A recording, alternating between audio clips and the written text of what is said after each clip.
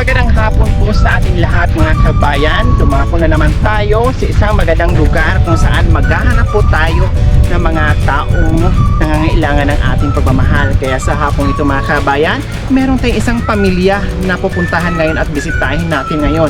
No, at mag-abot tayo sa abot ng ating makakaya na pagmamahal dahil talagang nakakaawa sa mga kabayan sa bahay pa lang, no?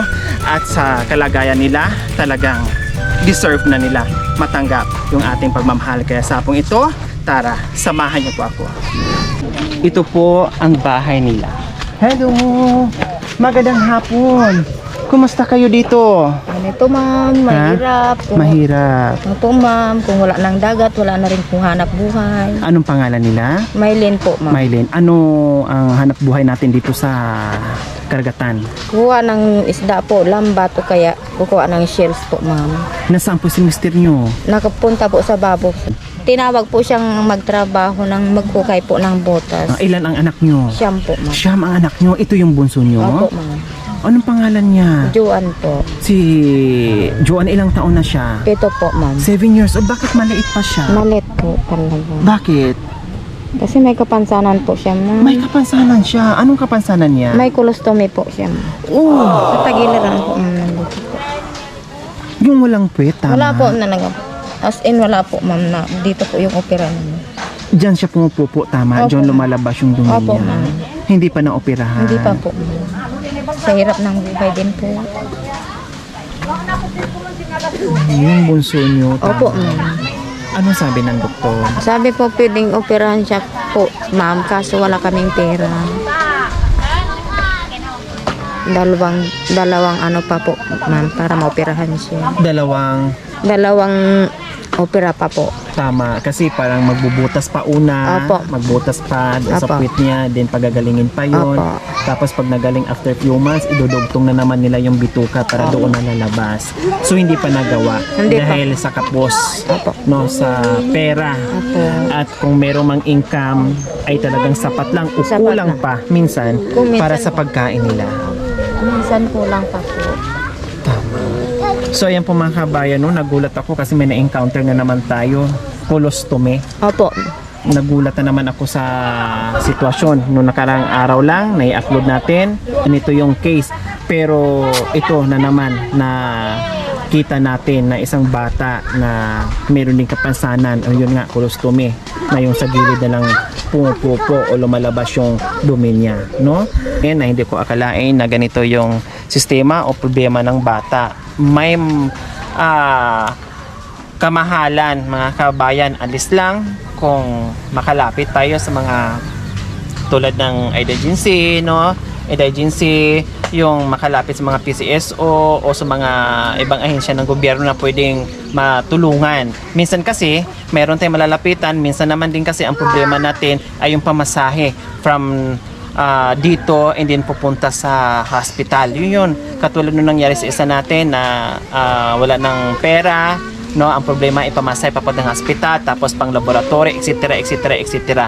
So yung nagiging hadlang kung bakit yung iba ay lumalaki na lang at parang hindi na nila naasikaso dahil sa kakulangan ng salapi. Kaya napakalaking problema po talaga mga kabayan.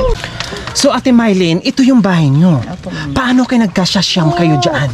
Ay, ma'am kami lang maliliit dito po ma'am. Tapos yung mga malalaki, dito na sa labas. Sa labas na lang po.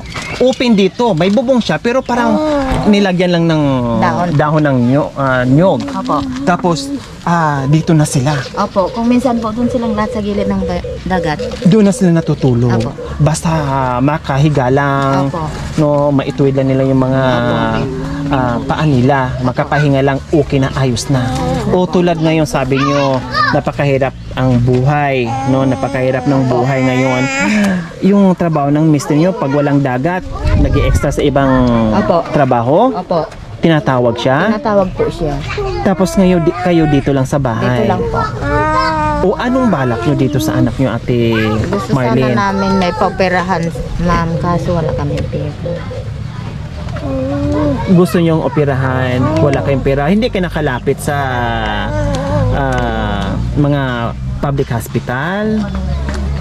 Lumapit po kami noon kaso ang problema po sir, maraming pirang kailangan sabi po. Magkano daw ang sabi nila? Hindi naman po nila sinabi kasi sa Dagupan po ito na operahan. O tapos, Tapos pinapabalik-balik kami, wala kaming pera. pinabalik-balik kayo hanggat naubusan na kayo at wala na kayong pamasay papunta Wala na. doon. Pwede makita? Patingin ako. Juan. Hi, Ate Juan! May big kiss po sir kasi pag nagpupo po siya, humahaba siya. Ito po. Oh my God. Buti hindi niya ginagalaw. Hindi po ma'am, kasi linalagyan namin. Bituka? Bituka po Na ma'am. lumabas na? Opo. Pag hindi po O siya, dinugtong? linabas po yung bituka. Bituka talaga niya yan? Opo. Inoperahan, tapos nilabas. Opo. Saan dyan lumalabas yung Dito po pupo? sa dulo. Paano yung hinuhugasan nyo yan? Po, tumatay na po. Hinuhugasan nyo yan? BB wipes po ang pinagpupunas niya. Hindi nyo pwedeng hugasan yung bituka? Pwede naman po. Oh my God. Para akong himatayin, no? Parang nawala yung pulso ko. Para akong himatayin na nakita ko. First time live. Kasi nakita ko lang may big kiss. First time ko na makita na ganyan live na ganun pala yung costume na lumalabas yung ganung bituka. Para akong tuloy nahilo. No? Para akong himatayin. Hindi ko ma-explain yung nararamdaman ko. Kasi nung unang natin na i-vlog ay nakabigis lang. Hindi ko nakita talaga yung as in bituka na nakalabas. Ang laki po pala mga kabayan at ang hirap. Grabe yung sakripisyo. Ito yung sinasabi ko mga kabayan. No, ito ay opinion ko lang. Na pag yung meron tayong pagkakataon na pinagkaloob sa atin, yung pera talaga, kung ano yung pinaka priority at pinaka-concern sa bata na sana 101% na ma-priority natin. Kasi ang pera mga kabayan, bibihira lang dumating sa atin. Hindi lahat ng pagkakataon, hindi lahat ng oras na merong biyaya na ganong kalaki na matanggap natin. So ngayon mga kabayan, kung meron talagang pagkakataon na pinagkaloob sa atin na biyaya na para sa concern ng bata, gawin natin. Huwag natin unahin yung mga bagay-bagay na hindi naman. Although importante kung tayo na alam natin sa pamilya natin na walang tulad nito na may sakit. Pero kung may sakit isa sa pamilya natin na kailangan ting unahin, yun muna ang atupagi natin. Yun muna ang i-priority natin. Yung mga bagay-bagay, pwede temporary muna. Yung mga bagay-bagay, pwedeng ipaliban muna. Then after operasyon mga kabayan, kung magkano yung natira, kung magkano yung nabawas sa pera na inilaan doon sa bata sa operasyon, pwede natin gamitin sa ibang bagay kung ano pa yung importante na para sa buong pamilya. Ganun po yung mga kabayan. Yung point ko dito is concern tayo sa sitwasyon ng bata. Kasi mga kabayan, kung sabihin nating deserve, kung sabihin nating mahirap, yes, hindi na natin kailangan panglandakan na sa atin na yung mahirap sila, wala silang pera, dahil kitang-kita naman natin. Bahay nila napakaliit lang po mga kabayan, akala mo bahay ng aso. Nakita nyo naman ang bubong, dahon ng niyog, ang dingding, sako, siyam sila, yung mga maliliit sa loob natutulog, yung mga malalaki bahala na kung saan pupwesto. Basta ang importante yung mga maliit na sa loob, safe sila. Sa bayan, no, hindi pa rin ako magsasawa at nagbabaka sakali, no, sa mga alam ko naman ay talagang nandiyan yung ating mga sponsors na may mga ganito ang puso ng mga sa tulad nito, lalo na pagdating sa mga bata. Hindi ako magsasawa magsabi sa inyo at humingi ng pabor na sana matulungan pa rin natin, makapagbigay tayo ng cash assistance para dito sa bata ni Ate Mylene. So ayan po mga kabayan. Sana po ma'am matulungan niyo po kami. Mapaoperahan ko lang yung anak ko. Yun lang po. Kahit na anong wala sa kami, basta maoperahan lang yung anak ko po. Yun lang po. Kahit wala, anong sabi nyo? Kahit walang may ano po sa amin, basta maoperahan lang po yung anak ko. Halimbawa, ate, literal na pagiging ina, maitanong ko lang sa inyo. Ito example lang ha. Opo. Halimbawa, pag merong sponsor na pinagkaloob sa atin ng Panginoon na may magbigay sa inyo ng pera, anong unahin nyo? Yung bahay nyo na mapaayos o yung sitwasyon ng anak nyo? Sitwasyon ng anak ko. Bakit sitwasyon ng anak nyo ang Kasi unahin po, nyo? nahihirapan po siya kasi dito lang po siya nagpupupo, mami. Naawa din po ako pag magbuhat siya ng mabigat, hahaba yung opera niya. Sa tingin nyo saan mas importante? Bahay o kalagayan ng anak nyo? Yung anak ko po.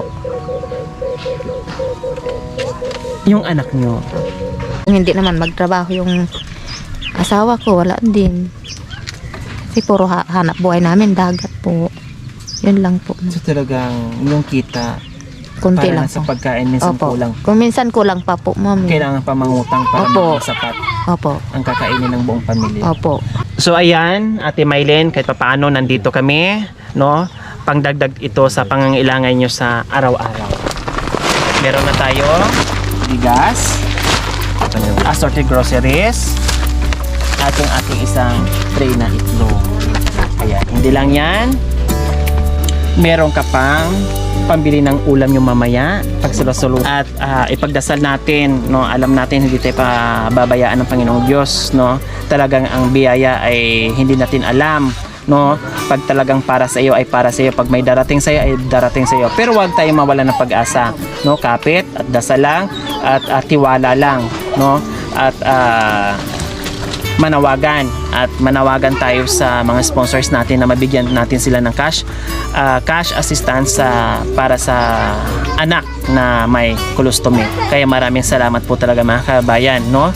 Na-reach out natin yung mga tulad nito, mga sitwasyon dahil sa inyong pakikiisa sa aking munting adikain mula noon hanggang ngayon, yung tiwala at panunood nyo without skipping ads. Maraming salamat po talaga sa inyo. Maraming salamat po, ma'am, sa tulong niyo. Kahit paano nakakatulong din po. Yun lang po. Salamat po. Okay. Maraming salamat po sa walang sawang pagmamahal from Tita Mary Elaine and Tita Zara. Sir Sunny and Ma'am Sonia Mateo from San Jose, California. Ma'am Caro and Sir Bin Diaz at sa ating silent sponsor. Maraming salamat po sa inyong ginito ang puso.